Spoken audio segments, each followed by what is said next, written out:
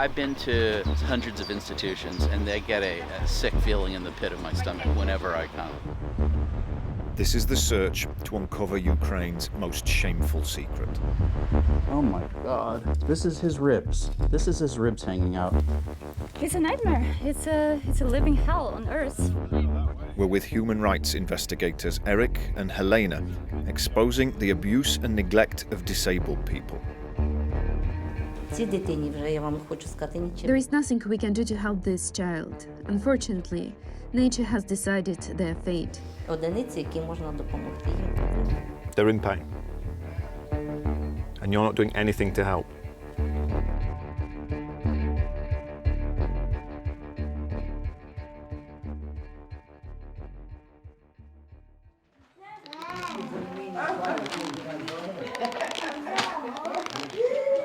This is a sound of the war you haven't heard.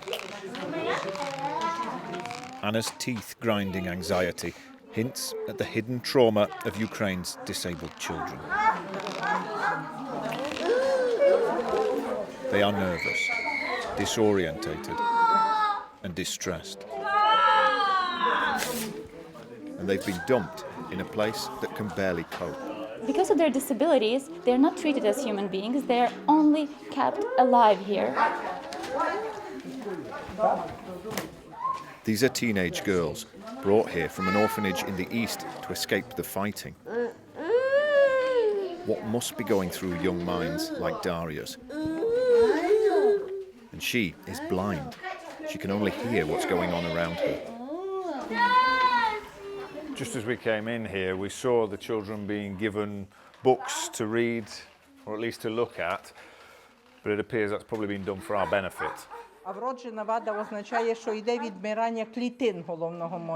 The nurse says she's not used to dealing with this level of disability.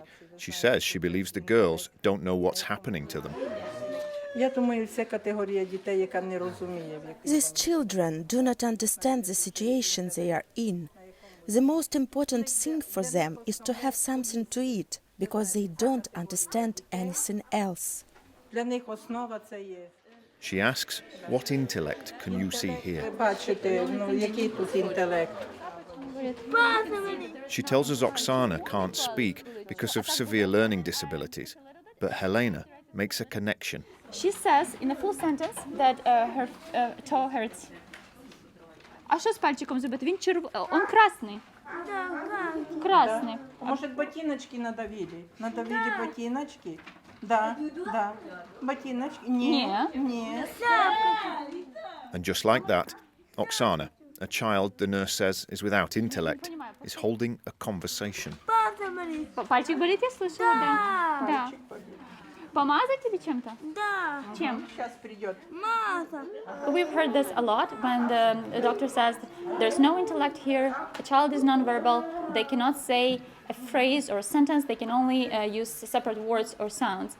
And then I come talk to her, she says her name, she says then that she has a headache. She asks me if I have a headache, I say a little bit, so we are able to have conversation. Голова болит?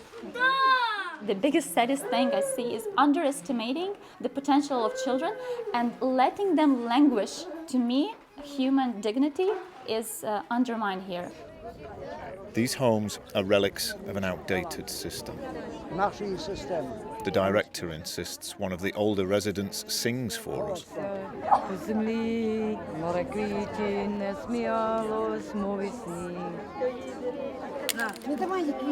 Staffing is so short, residents are relied on to care for the 22 new arrivals.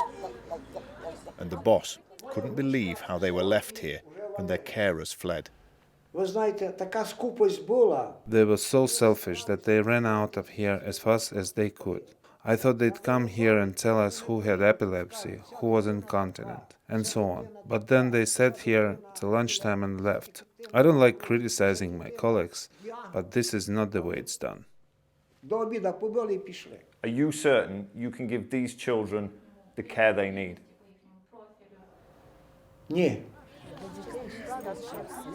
So what does that mean for someone like Victoria, with severe epilepsy and frequent seizures? We're told she's put in restraints at night. Victoria is 14 years old. This flies in the face of any sort of international good practice in terms of the care these girls should be receiving. But then, on the other hand, this is people trying to do their best in the toughest of circumstances. And at the end of the day, these girls are the victims of a system that is substandard, but also a country that is at war and in crisis. Yeah, it's okay. It's all right. Just let her have it. It's okay. Before we leave, Oksana spots our microphone. There's a flicker of the potential that could be unlocked. Are you taking my job, Oksana? For a moment, Oksana is seen. I think you'd be very good. Her voice is heard. But only for a moment.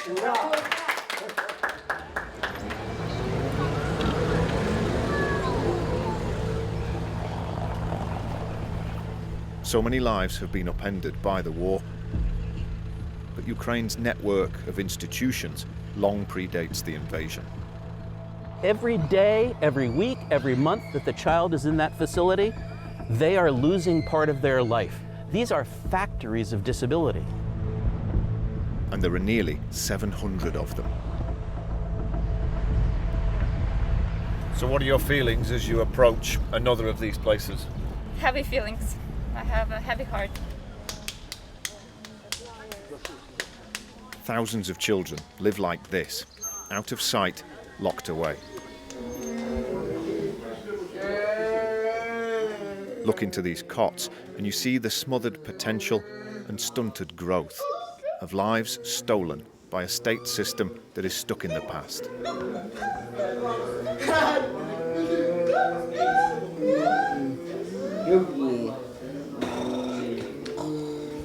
These are not children. They're young men in their 20s or 30s.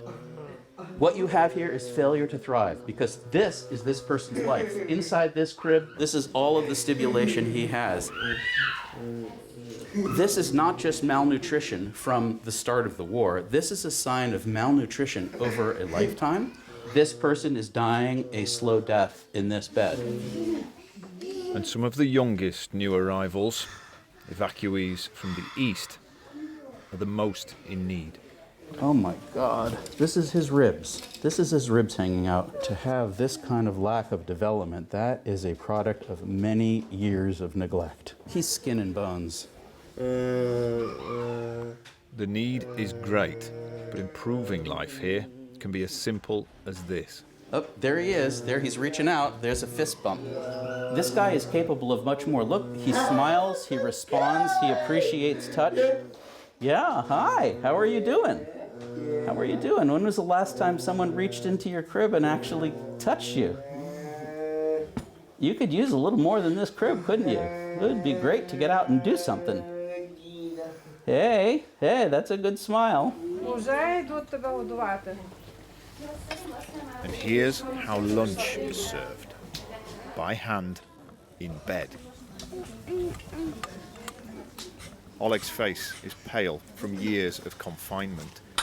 He doesn't get to sit up, even to eat. How are you, Oleg? Він питає тебе, як справи. Добре. Very good. There's a spark of recognition. А що ти про війну думаєш? He remembers Helena's last visit. You've met Oleg before.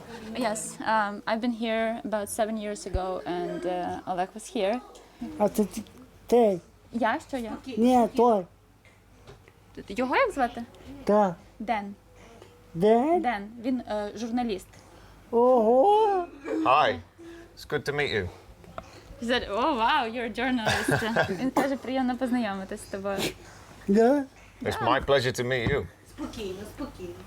He's excited. Oleg is 43 and has cerebral palsy. And how long have you lived here, Oleg? Ти давно тут? Так, ну. Very long. Yeah. He had to stay in bed in this position for a long time, years to be like that. I'm just concerned about the potential that he hasn't lived up to because he was staying here for his whole life. He's been denied the chance to live independently by attitudes from a Soviet past other countries have put behind them. So why are Oleg, Olenia and Natalia, a 35-year-old woman, stuck here?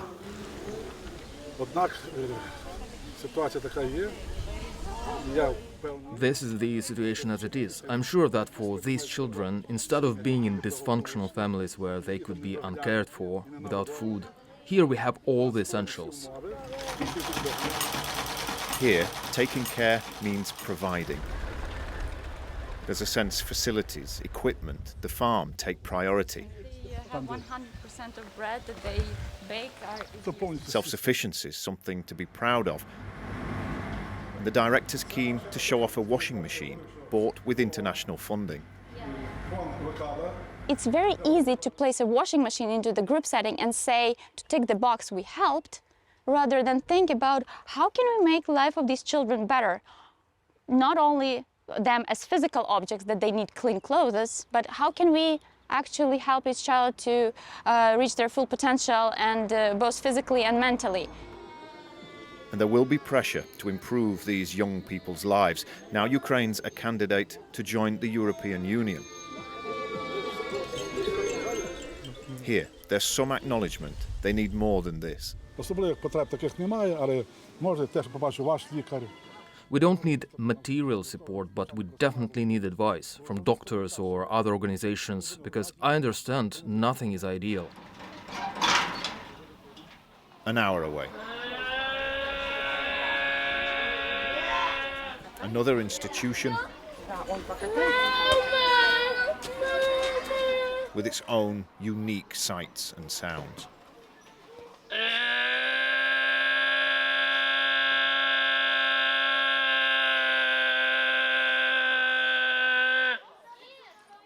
This is Vasil, a teenager, wearing a nappy and tied to a bench. And he's not the only one who's been restrained and left. There are signs. The staff can't look after everyone. They went from 10 residents to 52 overnight, taking in those escaping the east.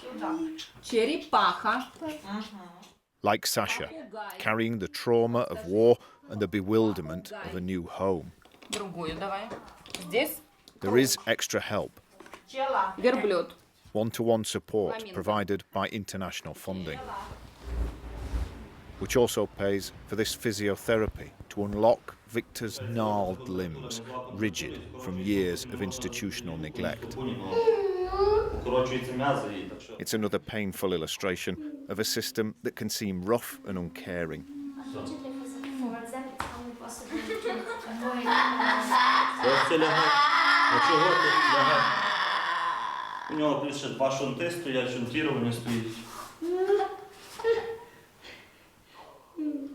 Do you think the needs of the children here are being met at the moment? No, I think it's really difficult in this context to have the needs, exact needs, or what would be ideal for the children to be met. Like we are doing all our effort to go as close as possible. We improved a lot, I think, and the situation of the children, but still a lot needs to be done. 3 hours after we arrived, Vasil's still tied down. He wants to be free, and his frustration is growing.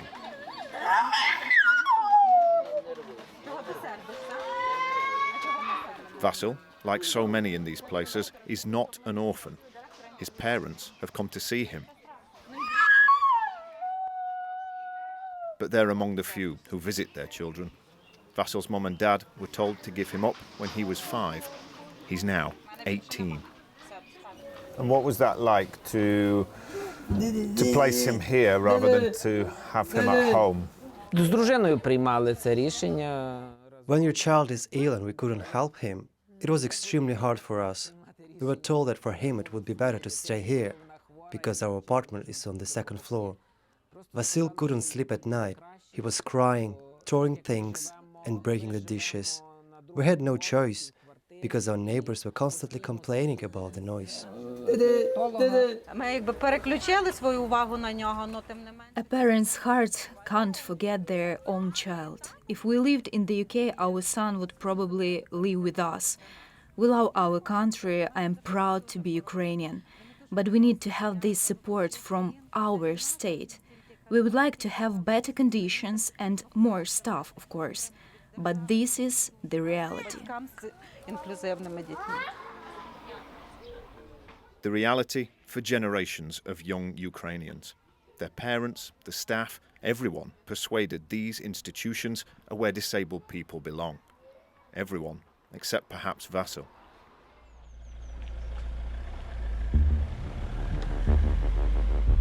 This is remote, even by institutional standards. You can't get in, you can't get out. The roads are impassable. Deeper into the country, here we discover what Vasil's future may look like. That guard dog, that wasn't just to keep the detainees in. That also keeps visitors out. It was terrifying. A former children's summer camp. This is really the ends of the earth. From which there's now no escape.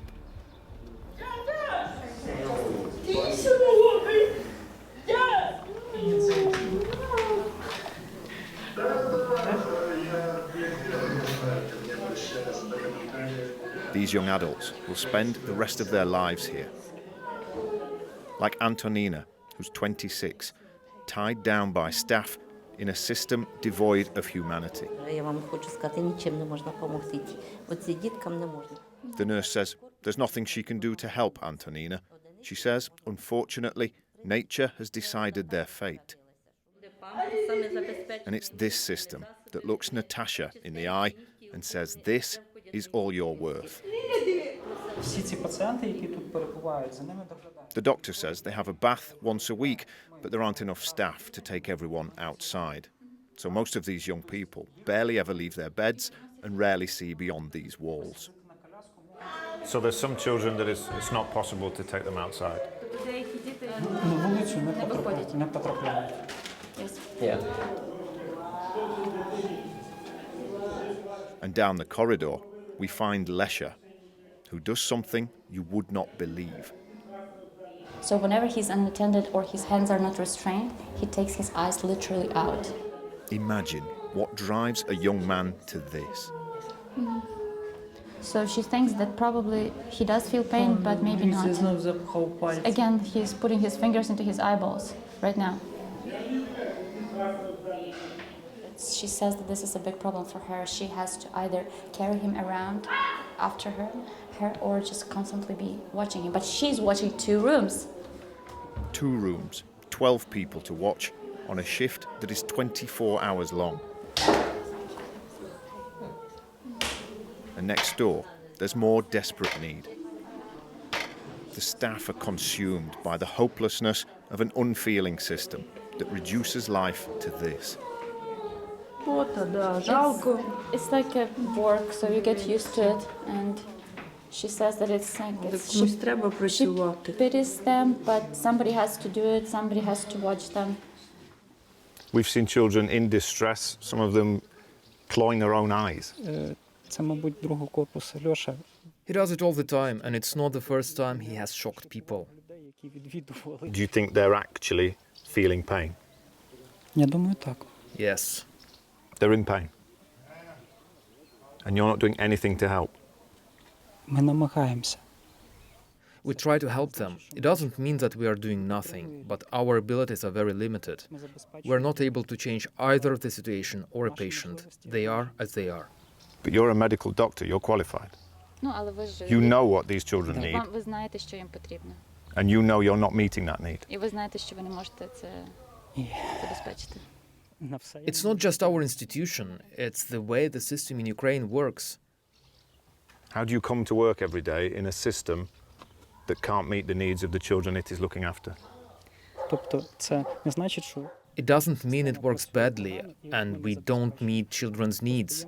I don't say we have to blame Ukraine, it is just how things are.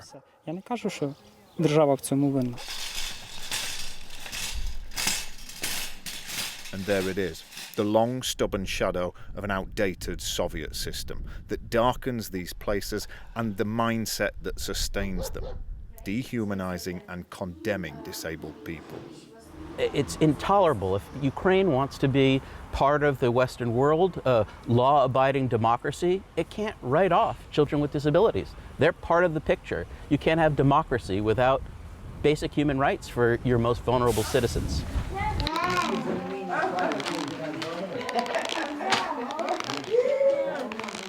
Anna's anxiety has alerted us to a system that is failing thousands of disabled people. With the right support, Oleg's world could extend beyond the end of his bed.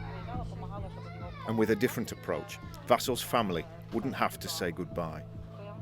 There has to be a change in mindset. Institutional care has to be viewed as something that cannot exist. Everything starts in the hearts and minds of people. So we first need to make sure our heart is in the right place and our mind is in the right place. Other countries have made that change. 30 years ago, these pictures from Romania stunned the world and brought the closure of many of these orphanages. If Ukraine wants to join Romania in the European Union, similar changes and a fair chance for all its children could be crucial. The government hasn't responded to our request for a comment. They did start reforming the system a few years ago, but progress was slow, and now the war's brought that to a halt. This country is fighting doggedly for its future, for its right to exist, for the freedom of its people. And there's even more determination to reject its Soviet history and everything really that Russia now stands for. There's also a desire to be a really modern European country. And yet, there are so few signs that Ukraine is ready to address the needs and the rights of its most vulnerable people. We know orphanages do not need to exist. We've abolished orphanages in much of the world. Children with disabilities need to grow up in a family. And no matter what their disability, we've shown that all children can thrive, can not only live, but thrive in a family. Where are you going to find those families at a time when this country is at war, when so many people are refugees, are running from their homes? Yeah. There are billions of dollars and billions of euros in international funding going into Ukraine. If anyone tells you you can't do it because of the war, it's an excuse. Don't believe it. It can happen now, and it needs to happen now. So for how much longer will Ukraine tell Victor and Ivan and so many more this is all they deserve in life?